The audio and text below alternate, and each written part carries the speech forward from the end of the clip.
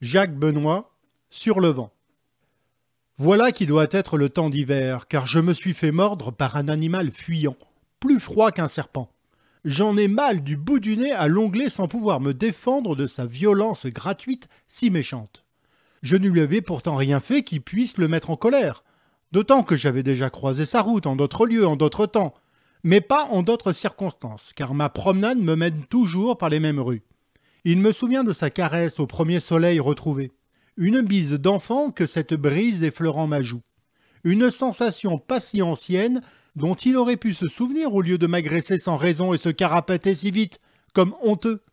Le cyprès de l'allée en fouettant le ciel bas au rythme de sa course folle, une fuite. Parfois, il m'avait apporté en cadeau des senteurs de lentisque, des fragrances de lavande et de pédales de rose, et soutenu en se jouant les oiseaux. Facétieux, il s'amusait aussi à me jeter au visage le piquant de la bourre éclatée des platanes ou le pollen des résineux, et mes yeux ne cessaient de pleurer. C'était à la saison du redoux, là où les eaux du fleuve sont au plus haut.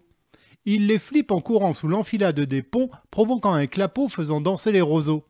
Nous étions amis alors, complices jusque dans ses excès, bien que je n'apprécie guère de recevoir une poignée de poussière, même parfumée, de l'odeur forte des champs.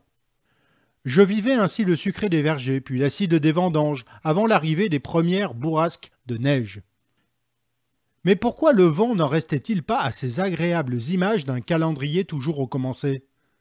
Il est le moteur des nuages comme celui des ailes du moulin de la colline et des bateaux du lac.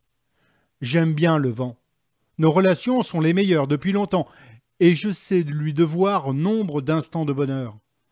J'ai besoin de sa vague si utile. Il le sait, car c'est elle qui tourne les pages du grand livre en arrachant chaque matin les feuillets des éphémérides. Alors pourquoi, après tant de douceur, se grime-t-il parfois en mistral pour apporter l'hiver ?